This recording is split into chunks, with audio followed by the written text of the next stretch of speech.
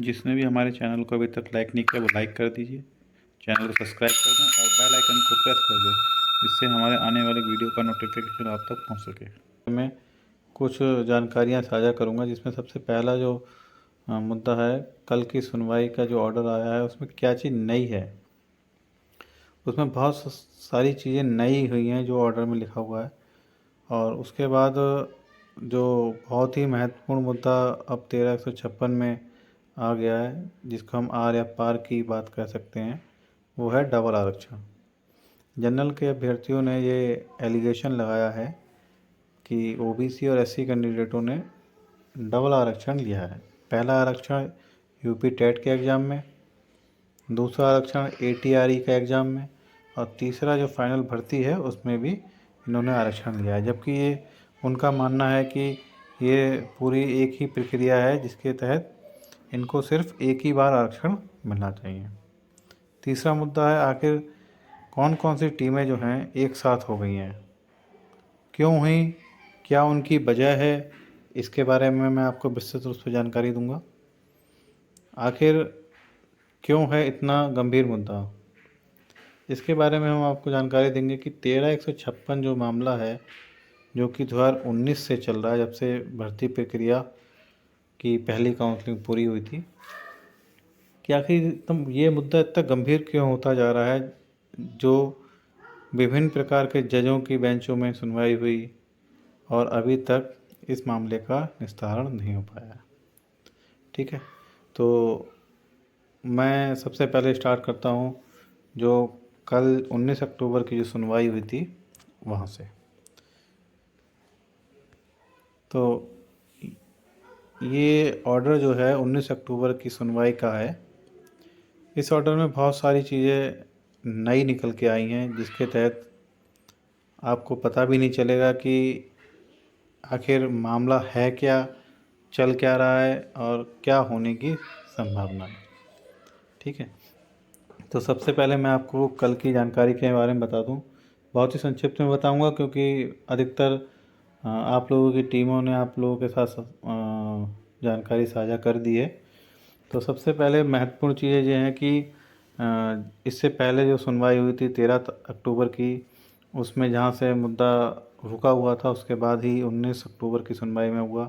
यानी कि जनरल के जो अधिवक्ता थे, अमरेंद्र नाथ त्रिपाठी जी, एच.एस. परिहार जी और आशीष कुमार द्विवेदी जी, इनने अपनी बात रखी कि जो एससी और ओबीसी के कैंडिडेट हैं इनको डबल रिजर्वेशन मिला है एच यूपी टेट में और एटीआरई एग्ज़ाम में। जबकि ये पूरी एक ही प्रक्रिया का दौर है, इसलिए सिर्फ इनको एक ही बार रिजर्वेशन मिलना चाहिए। इसका अपोज सरकारी अधिवक्ता से पूछा गया कि आखिर ये ऐसा क्यों हुआ। तो इसमें सरकारी अधिवक्ता और जो अपोजिट काउंसिल थे, आरक्षण के साथियों के जो काउंसिल थे, उनने भी स्पष्ट रूप से कह दिया कि यूपी टेट का जो एग्ज़ाम है वो एक पात्रता परीक्षा है, ना कि किसी नौकरी के लिए वो बाध्य करता है कैंडिडेटों को। तो जैसा आप भी इस तरह से सहमत हुए और यूपी टेट एक पात्रता परीक्षा के रूप में डिक्लेयर कर दी गई। तो पहला आरक्षण जो बात कर रहे थे जनरल के अभ्यर्थी की यूपी टेट में लिया है, तो वो मुद्दा अब पूरी तरह से ख़त्म हो गया। अब दूसरा मुद्दा एटीआरई एग्ज़ाम का हुआ, जहाँ से अब एटीआर एग्ज़ाम में जो आरक्षण की बात हुई थी उस पर बहस चालू हुई। तो तब तक समय शाम के 4 बज चुका था। तो जज साहब बोले कि इस पे अब कल हम डिस्कस करेंगे। तो सरकारी अधिवक्ता ने अपोज़ किया कि सर जी, हमें इसमें कुछ पॉइंट को और अमेंडमेंट करना है, कुछ और संशोधन करने हैं अपने ब्रीफिंग में। तो इसकी डेट जो है आप आफ्टर दिवाली लगा दीजिए। तो क्योंकि कल की सुनवाई के बाद आज थर्सडे था, फ्राइडे था, तो कोर्ट जो है फ्राइडे तक बैठी हुई थी। उसके बाद दिवाली का पूरा हफ्ता छुट्टी है और 3 तारीख को जो डेट है वो डिसाइड की गई। हालांकि कोई इतनी लंबी डेट नहीं, बीच में दिवाली के त्यौहार की वजह से डेटों को आगे बढ़ाया गया। तो ये तो कल की बात थी। अब जो ऑर्डर आया है उसमें आप बहुत ही ध्यान से अगर आप देखेंगे तो कुछ नए बिंदु निकल के आए हैं। सबसे पहला बिंदु अगर यहाँ पे देख पा रहे हैं, लास्ट में आप देख पा रहे होंगे, यहाँ लिखा हुआ connect and list this case along with writ number 1162, 1144, 1126 on 3 November 2022 at 2:15 PM। अब ये 3 नई रिटों को जज साहब ने अलाउ किया है। ये 3 नई रिटें कहाँ से आ गई? हालांकि ये रिटें जो हैं जनरल अभ्यर्थियों की तरफ से हैं, जो कि फरवरी 2022 में फिल की गई थी, डाली गई थी। और राजा साहब की बेंच है या रजनी की बेंच में भी चली थी ये। हालांकि उनको टेकअप नहीं किया गया, तो क्योंकि जनरल की तरफ से हैं तो जनरल वाले अधिवक्ताओं ने इसको कहा कि साहब हमारी और भी रिटें हैं, इनको भी अलाउ किया जाए। तो ये 3 रिटें हैं, 1162, 1144 और 1126। मैं इनमें से आपको एक केस का डिटेल दिखा देता हूँ।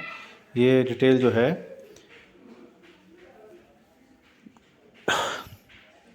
11/62/2022 की है, और ये फिल देखिए 26 फरवरी 2022 को फिल करी गई थी। ठीक है। और इसमें petitioner Vinay Kumar Pandey and 34 others. ठीक है। तो जो 3 रिटें हैं इनको भी 13/156 के साथ कनेक्ट कर दिया गया है। इन लोग का भी वही मुद्दा है कि साहब इन ओबीसी और एससी के अभ्यर्थियों ने डबल रिजर्वेशन इसमें लिया है। ठीक है। तो हालांकि कल के ऑर्डर में कुछ ऐसा मेंशन नहीं किया गया कि क्या सुनवाई हुई है, लेकिन जब फाइनल ऑर्डर आएगा तो उसमें ये सारी चीज़ें मेंशन होंगी कि UP TET as a qualifying exam, और बाकी जो फर्दर बात होगी तो वो भी उसमें मेंशन किया जाएगा। लेकिन इसमें जो खास चीज़ निकल के आई, एक तो 3 रिटों को अलाउ किया गया है, 1162, 1144 और 1126। ये तीनों रिटें जनरल की तरफ से हैं, जो कि फरवरी 2022 में फिल की गई थी। किसी कारणवश सुनवाई नहीं हो पाई, लेकिन इन तीनों रिटों को अब 13/156 के साथ टैग कर दिया गया है, कनेक्ट कर दिया गया है, जिसकी सुनवाई अब 3 नवंबर को होगी। तो पहला मुद्दा अब जो इसमें आया है, एक तो 3 रिटें, दूसरा है कि 13/156 मामले में एक पिटिशनर नंबर 13 हैं, जिनकी तरफ से अब नीतीश कुमार यादव जी जो है बहस करेंगे। ठीक है। तो अभी तक याचिका जो महेंद्र पाल नाम से टैग थी, वो अब पिटिशनर नंबर 13 के नाम से और उनके एडवोकेट नीतीश कुमार यादव जी की पैरवी में ये आगे बढ़ेगा। ठीक है। दूसरा में लिखा हुआ है कि श्री संजय भसीन जी और सीनियर एडवोकेट श्री रणविजय सिंह, ये भी स्टैंडिंग काउंसिल मतलब सरकार की तरफ से, स्टेट की तरफ से प्रेजेंट रहे। और पिटिशनर की तरफ से कितने एडवोकेट प्रेजेंट रहे वो भी इसमें साफ साफ लिखा हुआ है। श्री अमरनाथ त्रिपाठी जी, HS परिहार जी और दुर्गा प्रसाद जी, असित कुमार द्विवेदी जी और भी हैं। और यहाँ पे एक नाम और लिखा हुआ है, ये देखिए आप, श्रीमती बुलबुल गोदियाल सीनियर एडवोकेट एट। तो श्री बुलबुल गोदियाल जी जो हैं भास्कर टीम की तरफ से हैं, और ये मीडिएटर चीफ के नाम से फेमस है कि अगर कहीं भी बीच में मीडिएशन की बात आती है तो बुलबुल गोदियाल मैडम बहुत ही बेस्ट हैं। ठीक है। और जनरल की तरफ से एडवोकेट हो गए, और भास्कर टीम की तरफ से एडवोकेट हैं। संदीप दीक्षित जी जो हैं 6800 की तरफ से हैं, इनने भी अपना पक्ष रखा है। कुल मिला के इसमें सिर्फ यही चीज़ की गई है, क्या चेंजेस हुए हैं पिटीशन नंबर 13 की, नीतीश कुमार यादव जी एडवोकेट पैरवी करेंगे। अब स्टेट की तरफ से कौन कौन से एडवोकेट अपीयर्स थे, जनरल की तरफ से कौन कौन से एडवोकेट अपीयर्स थे, भास्कर टीम जो 1356 पर लगातार बहस करवा रही है उनकी तरफ से कौन कौन सीनियर एडवोकेट प्रेजेंट थे, और 6800 की तरफ से कौन कौन से सीनियर एडवोकेट प्रेजेंट थे। सिर्फ यही चीज़ें जो हैं इसको कोर्ट ऑर्डर में मेंशन होकर आई है। ठीक है। और जो 3 रिटें को अलाउ किया गया है, 1162, 1144, 1126, ये कोई ज़्यादा इंपॉर्टेंट चीज़ नहीं है। जो बाकी रिटें हैं, मोहिनी तिवारी है, रॉबिन सिंह, अगर ये डिस्पोज ऑफ होती हैं साथ में इनका भी डिस्पोज ऑफ होना तय है। ठीक है। तो ये तो था कल के ऑर्डर के बारे में कि इसमें क्या क्या चीज़ें हुई हैं। ठीक है। अब जो डबल रिजर्वेशन की बात आते हैं, अब चलते हैं थोड़ा उसकी तरफ कि आखिर डबल रिजर्वेशन का मामला क्या है। पहली चीज़ तो कल 19 अक्टूबर की डेट में एक चीज़ क्लियर हो गई कि यूपी टेट को एज ए क्वालिफाइंग एग्ज़ाम मानते हुए जो जनरल के अभ्यर्थी कहते थे कि इन्होंने डबल रिजर्वेशन लिया है, तो पहला रिजर्वेशन का जो मुद्दा यूपी टेट में था वो पूरी तरह ख़त्म हो गया।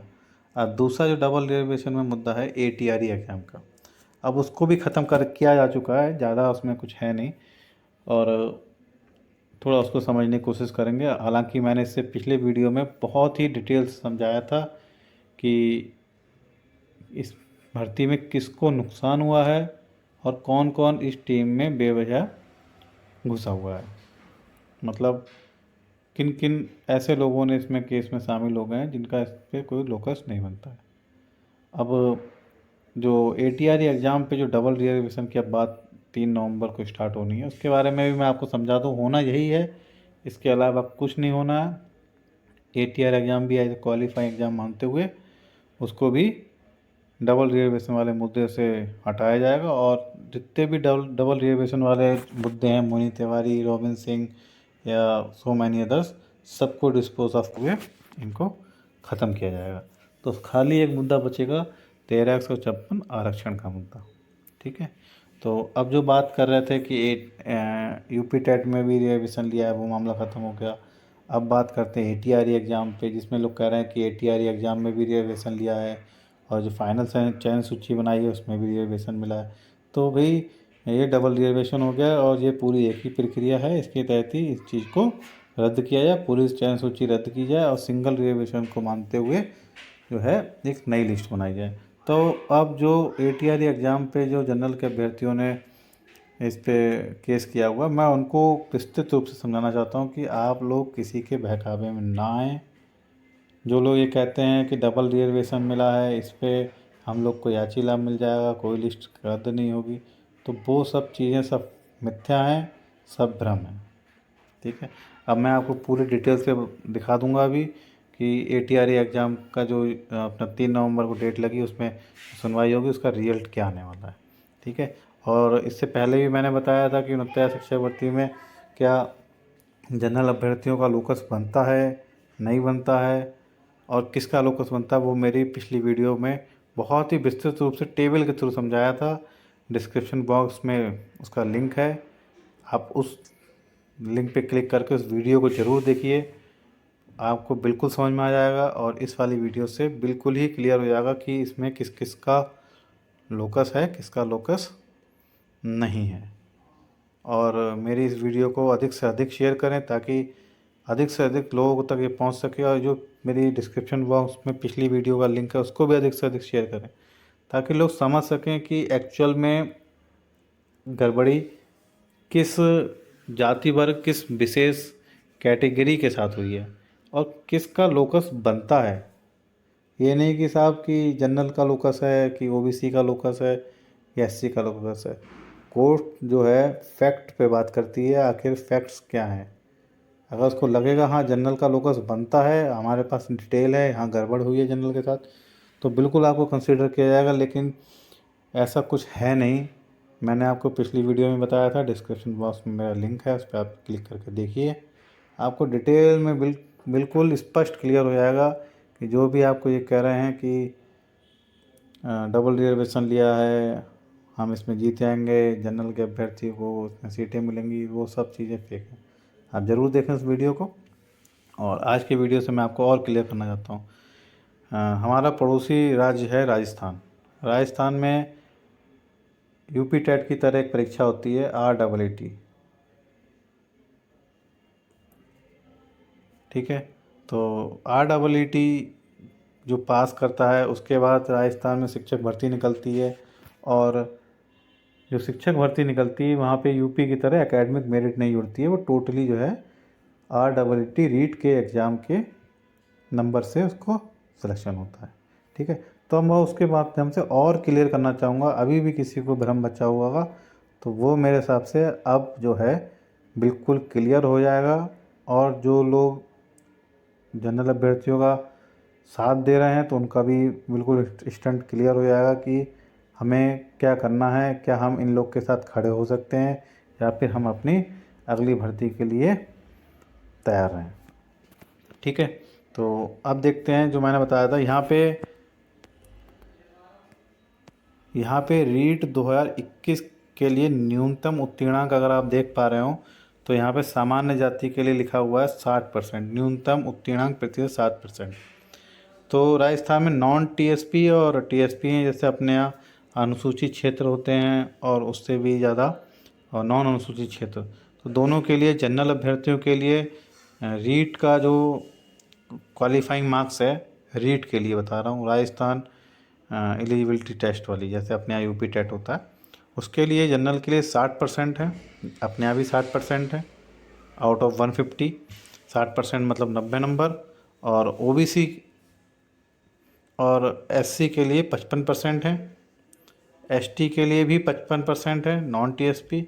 और टीएसपी का मतलब अनुसूचित जाति के लिए राजस्थान ने अपना क्राइटेरिया बना रखा है 36% का।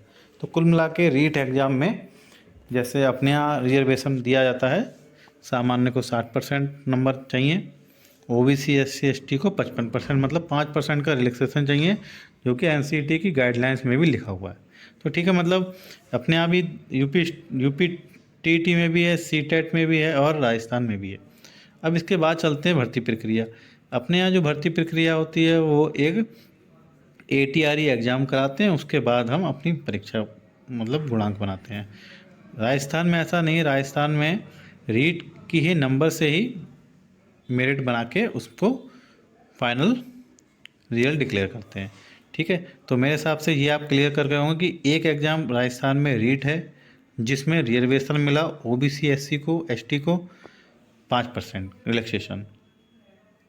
ठीक है, तो इसका मतलब हम ये मान सकते हैं कि राजस्थान में जो है एक रिजर्वेशन रीट में मिल गया।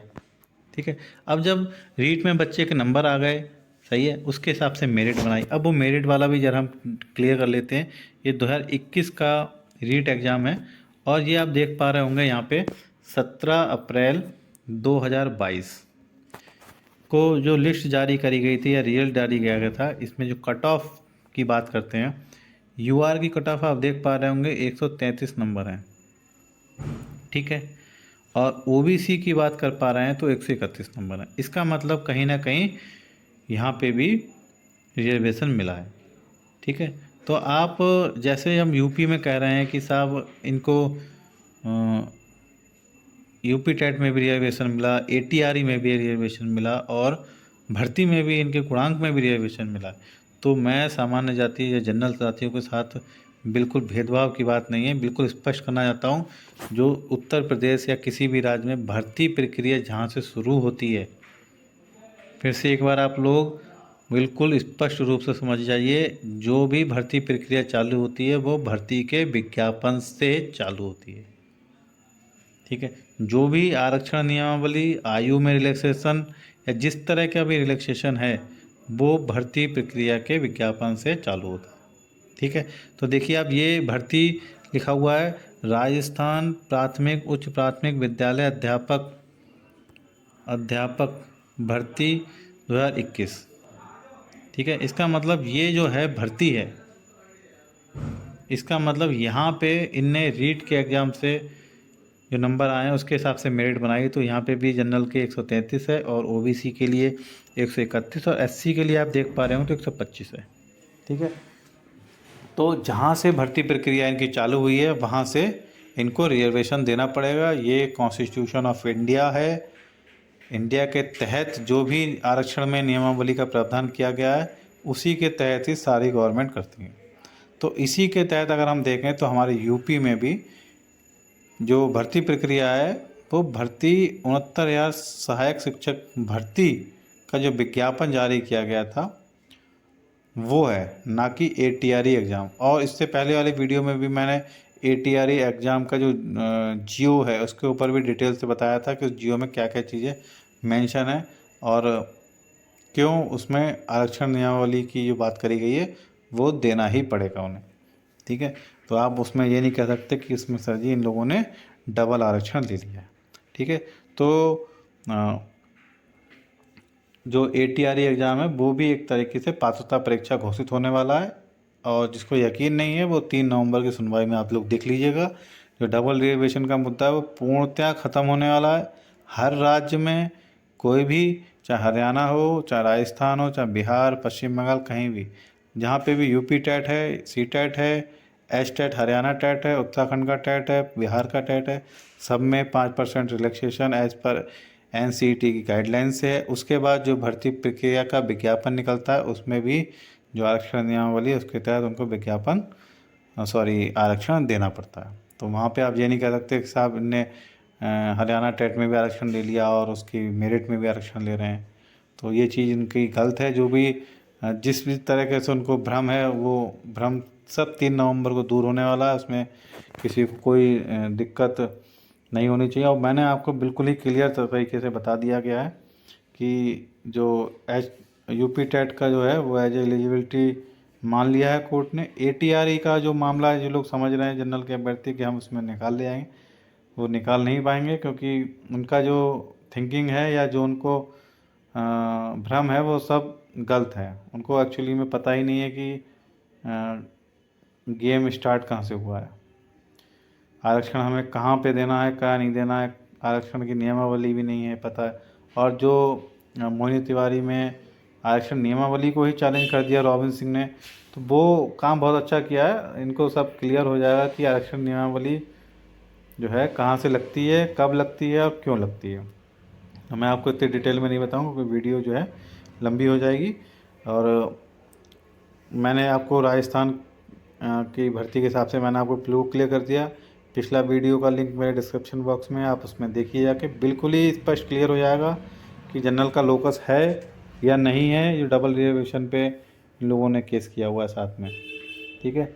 और ये बिल्कुल स्पष्ट हो गया होगा मेरे हिसाब से। अगर किसी को नहीं हुआ है फिर से आप देखिएगा मेरे वीडियो को, बिल्कुल ही मैंने स्पष्ट रूप से बता दिया है कि इस भर्ती में या इस जो मुकदमे में जो जनरल के अभ्यर्थी जो डबल रिजर्वेशन की बात कर रहे हैं वो सब जो है डिस्पोज ऑफ होने वाली है। यकीन ना हो तो मेरे वीडियो को आप सेव करके रख लीजिएगा, और ना हो तो मेरे कमेंट बॉक्स में कमेंट करिए, आपको खुद पता चल जाएगा कि क्या होने वाला है, ठीक है। अब ये यूपी जो है रिजर्वेशन एक्ट की बात कर रहे हैं 1994 को, जो जनरल के अभ्यर्थियों ने चैलेंज किया है। इसमें देखिए ये गजट है, और गजट जो है इसका मैं एक पैराग्राफ में आपको दिखाना चाहता हूँ। ये इसमें लिखा हुआ है पॉइंट नंबर 4 पे, पॉइंट नंबर 5 पे, यदि आरक्षित श्रेणी से संबंधित कोई भी व्यक्ति योग्यता के आधार पर खुली प्रतियोगिता में समान अभ्यर्थी के साथ चयनित होता है तो उससे आरक्षित रिक्तियों की प्रति समायोजित नहीं किया जाएगा, अर्थात अनारक्षित सीटों पे उसको माना जाएगा, ठीक है। तो ये आप लोग बिल्कुल स्पष्ट समझ लीजिएगा। मैंने पिछले वीडियो में चार्ट के थ्रू और टेबल के थ्रू बहुत ही क्लियर तरीके से बताया था कि जो 15,000 ओबीसी सीट जो हैं हमारे कैंडिडेट जो हैं, टोटल 28,000 ऐसे कैंडिडेट थे जो यूआर की कट ऑफ 67.11 से ऊपर थे, लेकिन सरकार ने 28,000 में से सिर्फ 13,000 कैंडिडेटों को ही यूआर के ऊपर माना, बाकी 15,000 कैंडिडेटों को ओबीसी की सीटों पे रखा है, जिसके तहत सिर्फ 3% ही ओबीसी को रिजर्वेशन मिला। बाकी जो 15,000 सीटें जो जनरल में जानी चाहिए थी वो जनरल में नहीं गई। इसका मतलब 15,000 ओबीसी की और करीबन 3,000 जो है एससी की सीटों पे जो घोटाला हुआ है वो सरकार को देना पड़ेगा। अदरवाइज़ जो है पूरी चयन सूची रद्द होनी तय है, और उसके बाद फ्रेश चयन सूची बनेगी गुणांक के साथ, सेलेक्टेड कैटेगरी के साथ, किस कैटेगरी का है।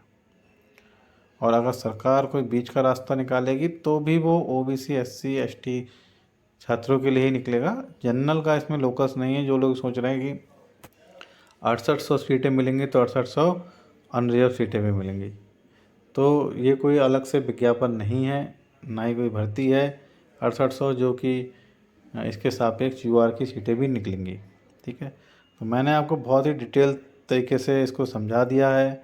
इस वीडियो को देखिए, इससे पिछला वीडियो को देखिए, डिस्क्रिप्शन बॉक्स में उसका लिंक है। और भी जानकारी जो है मुझे आपके साथ शेयर करनी है, लेकिन अभी जो है समय थोड़ा कम है। मेरे चैनल को सब्सक्राइब कर लीजिएगा आप, और बेल आइकन को प्रेस कर दीजिए। और हाँ, इस वीडियो को और पिछली वीडियो को आप अधिक से अधिक ग्रुपों में शेयर करें, जिससे जिनके भी अंदर डाउट हैं, जिसके भी अंदर डाउट है कि हाँ जनरल का लोकस है इस भर्ती में और हमें सीटें मिलेंगी, उनका भ्रम कम से कम टूट आए, वो कहीं ना कहीं और भर्तियों के लिए तैयारी चालू कर दें। और जो उनकी टीमें कहती रहती हैं कि नहीं हमें जीत मिलेगी या ये होगा, आप लोग सबको नौकरी मिलेगी, वो सब उनका भ्रम टूट जाएगा। और अपनी आगे अग्रिम भर्ती के लिए मेरी जनरल अभ्यर्थियों के साथ संवेदना है और वो उनके लिए शुभकामना है कि अगली भर्ती के लिए अच्छे से तैयारी करें। इस भर्ती में उनके लिए कोई लोकस बन नहीं रहा है, ना ही कोर्ट के थ्रू भी उनका कोई लोकस नहीं बनेगा, सिर्फ टाइम वेस्ट के अलावा कुछ नहीं है। तो अंत में यही कहना चाहूँगा, मेरे चैनल को सब्सक्राइब कर लीजिए, बेल आइकन को प्रेस कर दीजिए और मेरी वीडियो को अधिक से अधिक ग्रुपों में शेयर करें ताकि ये जानकारी जो है और लोगों तक भी पहुंच सके। धन्यवाद।